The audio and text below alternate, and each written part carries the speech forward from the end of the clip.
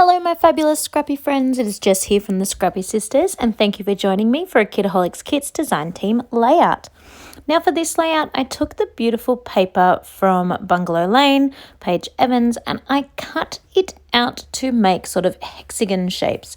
The paper kind of lent itself in that direction because it's covered in so many triangles. It's very easy to see hexagons like a quilting pattern when you are looking at the page. So I decided that I would cut those all out and stitch those up. There are just two different sizes, one large size and one small size. And I spent quite a lot of time stitching all the way around the edge. I used nearly as much of the paper as I could. There were very few scraps that ended up in the bin. As you can see, there are even some sort of half-sized hexagons and ones where the little tops are missing and things like that, just to try and use as much of the paper as I possibly could.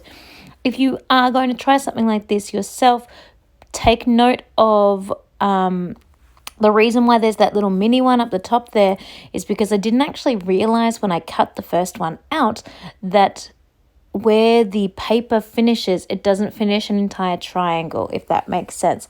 So skip the first row, basically, when you're going to cut your first hexagon out. So do definitely check your paper and check that those triangles are full and haven't been cut in half by the branding strip or anything like that just before you start cutting with your scissors.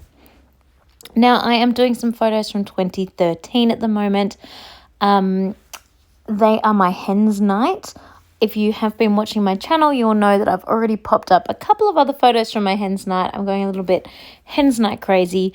This was going to be a single page layout with multiple photos. I think I was going to put about 4 photos onto this layout, but I decided it was getting really, really busy. There were quite a lot of hexagons and I hadn't even used them all. And I'd spent a lot of time stitching them, so I really wanted to use them all.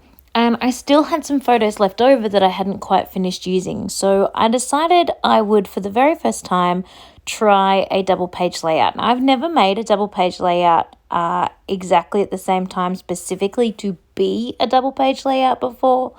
I know a few months back when we had the Sunkiss collection in a kit, I ended up making 2 layouts that were of the same event and would go next to each other and would complement each other as double page, but it was never specifically going to be a double page.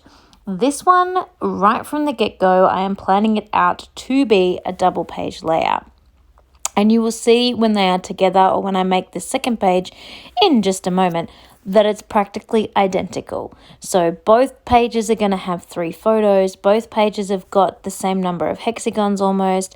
It is very much, they're a mirror, not even a mirror image, but they're an image of each other, that's for sure. They definitely do have their differences. The photos aren't the same orientation. I think there's an extra hexagon on the other page and things like that, but in general, very, very, very similar.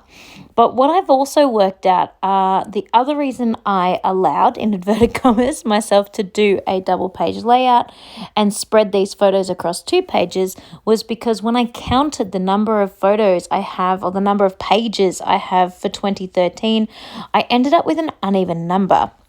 Now, as you know, you need to have an even number to fill both sides of your pockets. So I didn't want to end up with a pocket that was half empty. So I knew I needed a double page spread. But I don't know when I actually put these into my album if they will end up being back to back or if they will end up being side by side. So I decided to sort of attack them as if they were 2 separate layouts that were kind of exactly the same.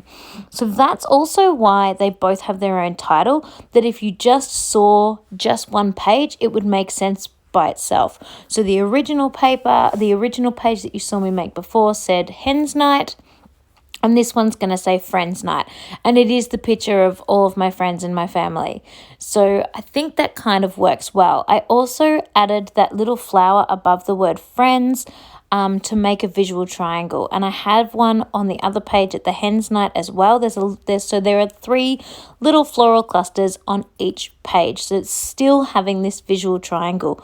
I know sometimes when you make a double page spread, your visual triangle can actually go across both of your double pages, because the idea is that it's one spread across 2 pages, but mine, I have on purpose made them so that they could be together or they could be separate as well, and both ways work. I'm finishing off the page by popping on some splatters. I did, of course, sneak on some of those gorgeous acrylic hearts, and I am calling this one done. It was super fun to make and super quick and easy to pull together once I had spent all that time doing the stitching. And I really love the way it came together. The blues and the greens are just a beautiful, nice color palette that was really fun to work with, and throw in little pops of pink. I hope you have enjoyed watching this process video and checking out my very first double page spread. I hope I inspire you to get creating and making things with this kit this month, and just seeing what you can come up with Bungalow Lane from Paige Evans. Have a happy, scrappy week, everyone. I hope you have a wonderful day, and I will see you all next time. Bye. Thanks for watching.